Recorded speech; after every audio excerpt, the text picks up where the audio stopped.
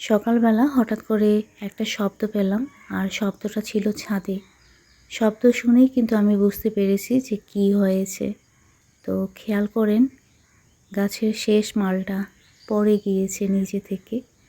আমি শব্দ শোনা মাত্রই ছাদে চলে এসেছি। এই যে গাছের এখানে ছিল, এখান থেকেই ছুটে পড়েছে।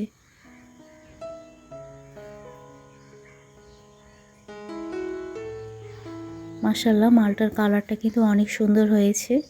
এদিকে ছাদে আসা মাত্রই কবুতরগুলো নেমে এসেছে কয়েকটা। যেহেতু এখনও খুব বেলা হয়নি, এজন্য সবগুলো নামিনি। তো আমি ভাবলাম যে একটু খাবার দিয়ে দিই, পরে না হয় আরেকবার খাবার দেব। রুটি করা আছে।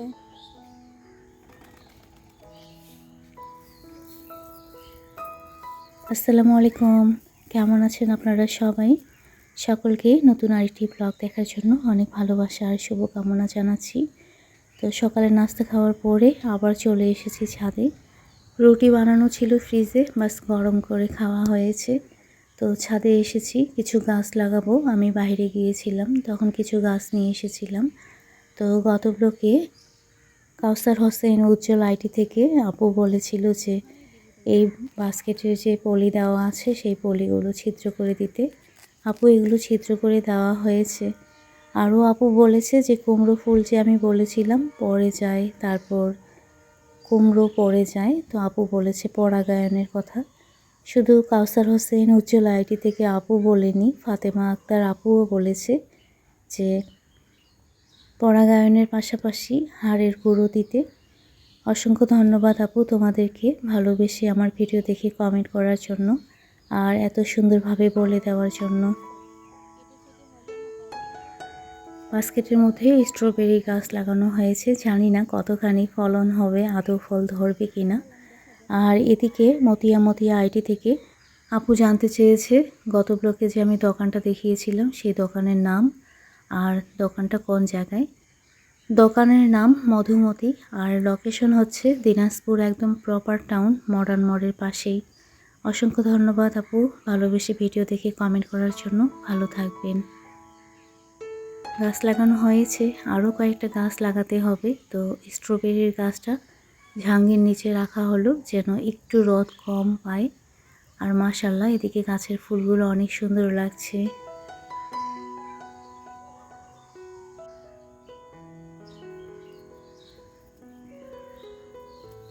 গত ব্লগে আমি এই হ্যান্ড গ্লাভসগুলো দেখিয়েছিলাম। তো হাসিনা ওয়াজেদ উনি জানতে চেয়েছে যে এগুলোর দাম কত নিয়েছে। এগুলো আমার বড় নিয়ে এসেছিল, তো আমার বরকে যখন জিজ্ঞেস করলাম তো বলল 250, 250 টাকা দাম নিয়েছে। অসংখ্য ধন্যবাদ, ভালোবেসে ভিডিও দেখে কমেন্ট করার জন্য। ভালো থাকবেন।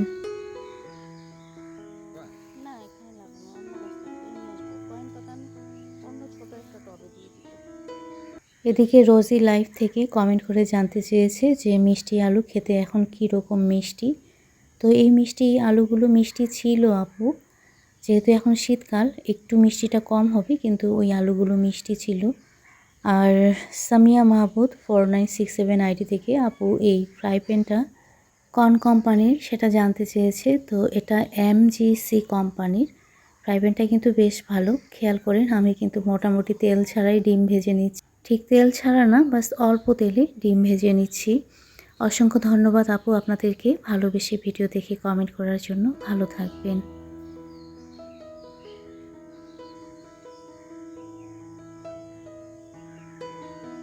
তো গত এক ব্লগে যে শেয়ার করেছিলাম পাশের বাসার ভাবি পেঁপে পাঠিয়ে দিয়েছে, তো সেই পেঁপে আমি এখন ছিলে নিচ্ছি।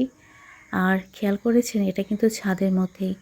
দিনাজপুরে কিন্তু প্রচুর শীত, আজকে যেহেতু হালকা রোদ উঠেছে তো এই জন্য ছাদের মধ্যেই আছি আমরা। আর বাসার নিচে কিন্তু অনেক ঠান্ডা।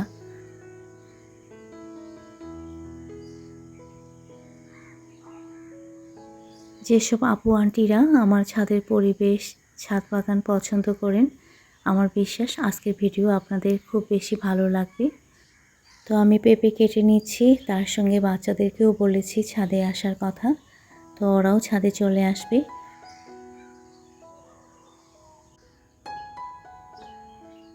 গত ব্লকে নাইম আইটি থেকে উনি কমেন্ট করে বলেছিল যে ছাদে কোয়েল পাখি পালার কথা।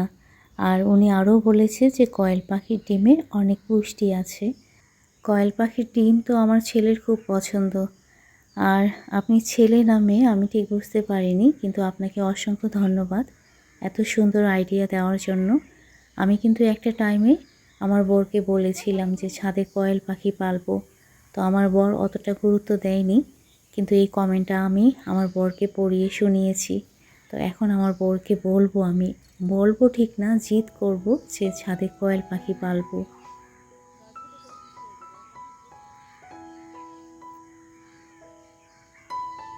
কয়েল পাখি পালার জন্য আমাদের একটা বড় কিন্তু খাঁচা রেডি আছে। একটা সময় ওই খাঁচার মধ্যে আমরা খরগোশ পালতাম, প্রায় আমাদের 14-15টা খরগোশ ছিল।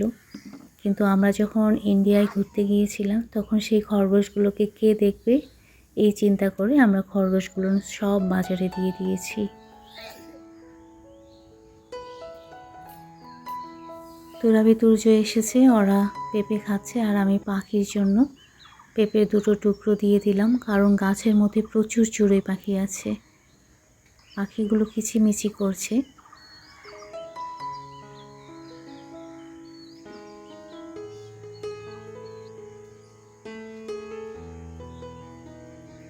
তো পেঁপের বাছনগুলো আমি দিয়ে দিলাম গাছের মধ্যে।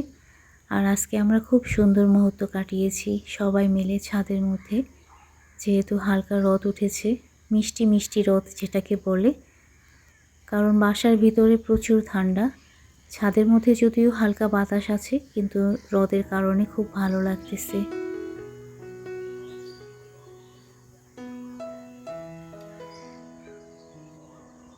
এমডি সুমাইয়া আপু গত ব্লগে কমেন্ট করেছিল, আপুর কমেন্ট পড়ে যেটা বুঝতে পারলাম 4 তারিখে আপুর মেয়ের জন্মদিন ছিল। আর আপুর পরিবারের অনেক স্বপ্ন যে মেয়েকে হাফেজ বানানোর। প্রথমত আপু অসংখ্য ধন্যবাদ ভালোবেসে আমার ভিডিও দেখে কমেন্ট করার জন্য। আর তোমার মেয়ের জন্য রইল মন থেকে দোয়া, আল্লাহ যেন তোমাদের মনের আশা পূরণ করে। আপনারাও সবাই আপুর মেয়ের জন্য দোয়া করবেন আর খেয়াল করেন, মাশাআল্লাহ কি সুন্দর মুহূর্ত।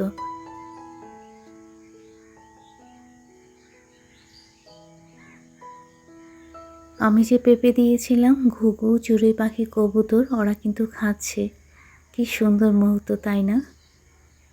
এখন আমি চলে এসেছি সব কিছু নিয়ে ছাদে। সব কিছু নিয়ে বলতে রান্না বান্না করব আজকে খড়ির চুলায়। তো মাছ ম্যারিনেট করে নিয়েছি। আর এদিকে আমার ছেলে কি করে দেখেন।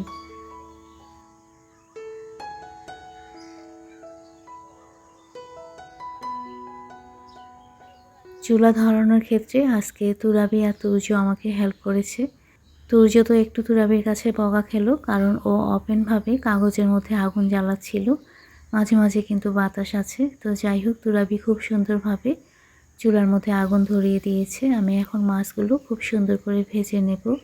আর তুর্য কিন্তু যাওয়ার আগে বলে গেল যে খুব কড়াভাবে মাছগুলো ভেজে নেবা, কারণ আমার ছেলে আর মেয়ে দুজনেই খুব কড়াভাবে মাছ ভেজে রান্না করাটা বেশি পছন্দ করে।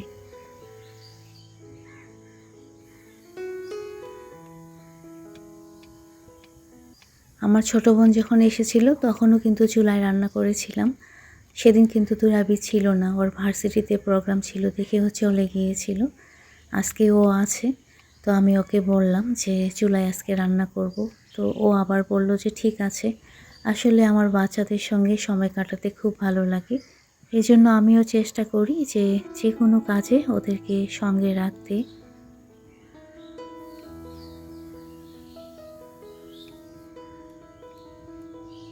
এই যে আমি ছাদে রান্না করতেছি, এখন কিন্তু তুরাবি আমার সঙ্গেই থাকবে। আর যদি রান্নাটা আমি নিচে করতাম তাহলে ও আশেপাশে থাকতো, হয়তো বা আমার সঙ্গে আসে দেখা করে যেত, কিন্তু কন্টিনিউ আমার সঙ্গে এইভাবে থাকতো না। ও কিন্তু মাছ ভেজে নিচ্ছে, খেয়াল করেন।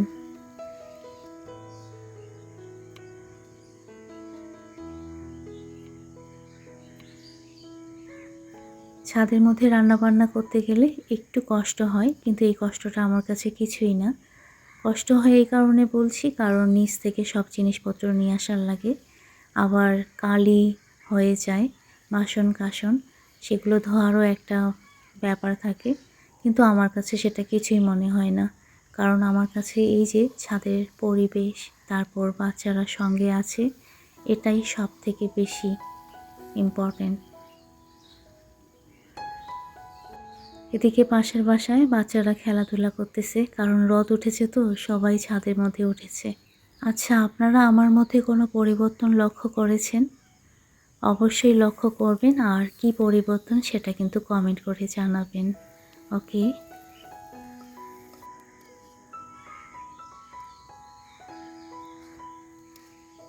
তো আমার মেয়ে পেঁয়াজ ভালো করে ভেজে নিয়েছে, তার সঙ্গে সব মশলা দিয়েছে। আমি টমেটো দিয়ে দিলাম আর সামান্য পানি দিয়ে এখন ঢেকে রাখবো, কারণ টমেটো সেদ্ধ হতে একটু সময় লাগবে। আর খেয়াল করেন, কবুতরগুলো আমাদের রান্নাবান্না দেখতেছে যে আমরা কিভাবে রান্না করতেছি। তো টমেটো খুব ভালোভাবে কষে নেওয়ার পরে এখন আলু দিয়ে দিলাম।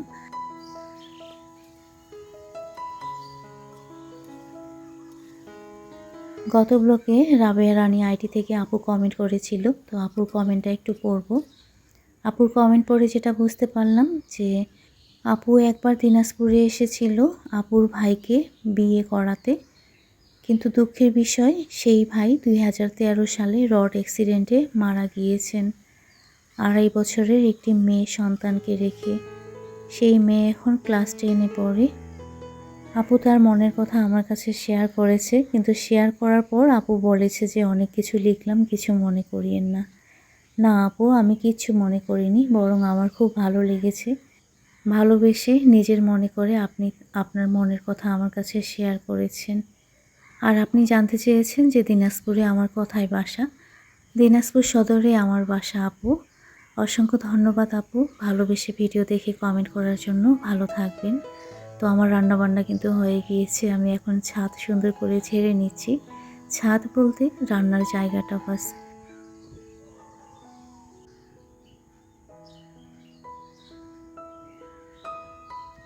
আজকে কবুতরগুলো অনেক ডিস্টার্ব ফিল করেছে, কারণ আমি ছাদে রান্নাবান্না করেছি, সাউন্ড হয়েছে, তো ওরা ভয়ে কিন্তু ছাদে নামেনি। তো মাশাল্লাহ এখন কবুতর, চড়ুই পাখি, তারপর ঘুঘু এরা এসেছে খাবার খাওয়ার জন্য, কিন্তু সবগুলো নামেনি। খেয়াল করেন কয়েকটা তাও আবার ভয়ে ভয়ে উড়ে উড়ে যাচ্ছে।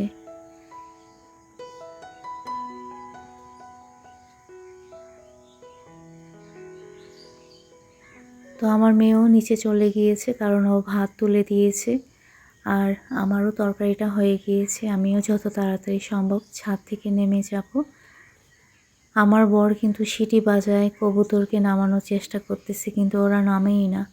আমি একটা কালো কালারের জ্যাকেট পরে আছি, আমার বিশ্বাস ওরা আমাকে কাক মনে করেছে।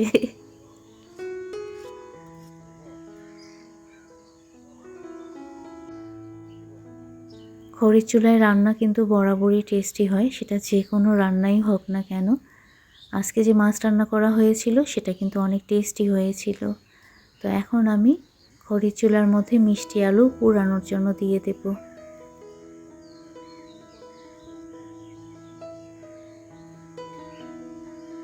কারণ পোড়া আলু খেতে অনেক মজা লাগে। ছোটোবেলায় আমরা আলু পুড়ে খেতাম, কারণ মা তো সবসময় খড়ির চুলায় রান্না করতো। তো মিষ্টি আলু, তারপর এমনি যে তরকারিতে আমরা আলু দিই সেই আলু পুড়ে আমরা কিন্তু খেতাম।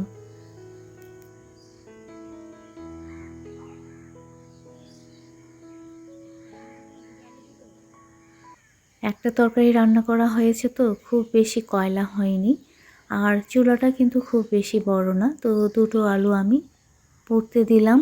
আর খড়ির চুলায় কিন্তু আলু পোড়ার ভর্তা যে সেটাও কিন্তু মজা, তারপর বেগুন পোড়া ভর্তা সেটাও মজা।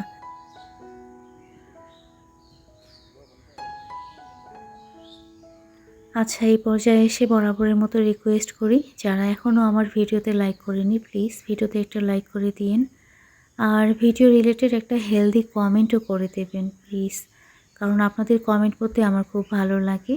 তো আলহামদুলিল্লাহ দুপুরের খাওয়ার পরেই আমরা কিন্তু মার ওখানে যাব দেখে রওনা দিয়ে দিয়েছি। তো রাস্তার দুই ধারে দেখলাম জমিতে একদমই ধান নাই, একদম মাঠ হয়ে আছে।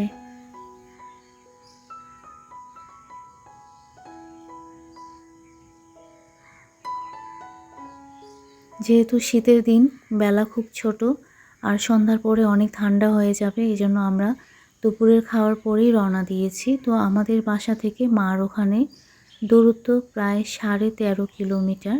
সময় লাগে 25 মিনিট থেকে 30 মিনিটের মতো।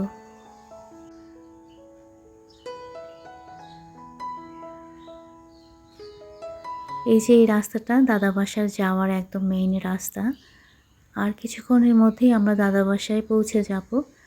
তো আজকে অনেক শীত ছিল দেখে আমরা ধীরে ধীরে এসেছি, খুব স্পিডে আসিনি। খেয়াল করেন এখন কিন্তু 4টা বাজে, তো একদম ঘলা ঘলা হয়ে আছে, মনে হচ্ছে সন্ধ্যা হয়ে গিয়েছে। আর এটা হচ্ছে গ্রামের স্কুল। আমি যখনই মার ওখানে আসি আমি একটু কিন্তু ভিডিও শেয়ার করি, কিন্তু কখনো দাদা বাসার ভিডিও শেয়ার করিনি। তো কেউ না কেউ কমেন্ট করে আমাকে বলে যে আপু আপনার দাদা বাসা তো আপনি দেখালেন না, আপনার মা কোথায় থাকে সেটা তো দেখালেন না। তো আজকে এজন্য আমি একটু শেয়ার করব। তো আপনাদেরকে রিকোয়েস্ট করব ভিডিওটা স্কিপ না করে আমার সঙ্গে থাকবেন। তো চলে এসেছি আমরা দাদা বাসায়। এই যে দাদা বাসার এরিয়া শুরু, ওটা বিল্ডিং ছিল। তারপর এই যে গেট, তো দেখলাম গেটে তালা লাগা। তো আমরা আগে যাব মার ওখানে। এই যে আমি যে যাচ্ছি পুরো কিন্তু দাদা বাসা, এটাও দাদা বাসা। পুরো বাসা হচ্ছে আমাদের। বাসাটা পাকা বাড়ি কাঁচা বাড়ি দুটো। আমরা এখন মার ওখানে যাচ্ছি। আমাদের বাড়ির শেষ সীমানা এটা, কাঁচা বাড়ি, তার সঙ্গে বাঁশঝাড় আর আমাদের পারিবারিক কবরস্থান যেখানে মা আমার শুয়ে আছেন।